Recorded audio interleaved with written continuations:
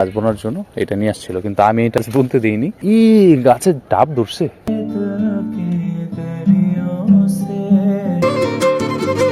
Welcome to new video guys. অনেকদিন যাবত আমি ভিডিও দিতে পারিনি, তার জন্য আমি আন্তরিকভাবে দুঃখিত গাইস। আমি আমার বাসার মধ্যে ওয়ার্কআউটের জন্য ছোট্ট একটা প্লেস বানিয়ে, এই হচ্ছে সেই বার যেটার মধ্যে আমি ওয়ার্কআউট করি, চিন আপ মারি। এবং এখানে আমি পুশ আপ মারার জন্য যথেষ্ট প্লেস পেয়ে যাচ্ছি। এই দুইটা জিনিস থাকলে কিন্তু আর বেশি কিছু প্রয়োজন নেই, আর একটু ওয়ার্ক করলে কিন্তু পুরোপুরি ওয়ার্কআউট হয়ে যাচ্ছে আপনার। তো গাইস চলুন আমরা ওয়ার্কআউট শেষ করি। ওয়ার্কআউট শেষ করে আপনাদের কাছে আবার আসতেছি।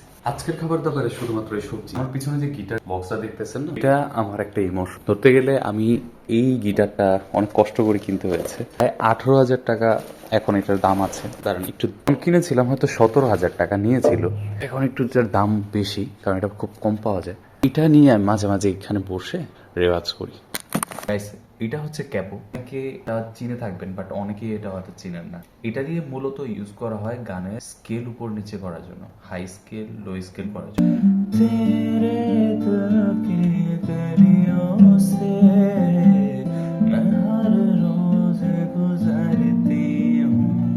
এটাকে যদি আমি আরেকটু উপরে নিই না, এই ক্যাপোটা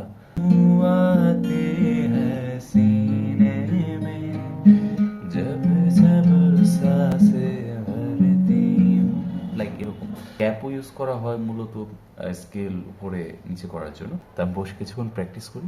আপনি যতই নিজেকে ব্যস্ত রাখুন না কেন, একটা বেলা যদি এরকম চারদিকে প্রকৃতি, বাতাস বইতেছে আর জানলার পাশে বসে এরকম গান গাওয়া যায় না, মনটা খুব ভালো লাগে। আমি চলে আসছি একটি ছাদের উপর। এই ছাদটা যদিও আমাদের না, বাট অপোজিটে আমাদের ছাদ দেখা যাবে। গাইস এখানে অনেক টাইপের ফল গাছ মনে হয়েছে। মূলত এখানে আমি, আমার বাবা এবং কি আমার ছোট ভাই মিলে এই গাছটা পরিচর্যা করি। আমাদের ছাদের সাইডেও আরো অনেক গাছ দেখতে পারবেন, সেটা না হয় আর অন্যদিন আপনাদেরকে পরিচয় করাবো। এখন আমি আমাদের ছাদের পাশেই, আমার বাবার হচ্ছে মূলত একটা ফ্রিজের দোকান করে, উনি আর কি মেকানিক। তো একটা ফ্রিজ এরকম বেঁচে গিয়েছিল, যেটা নাকি বাসায় নিয়ে এসে পড়ছে সেইটা।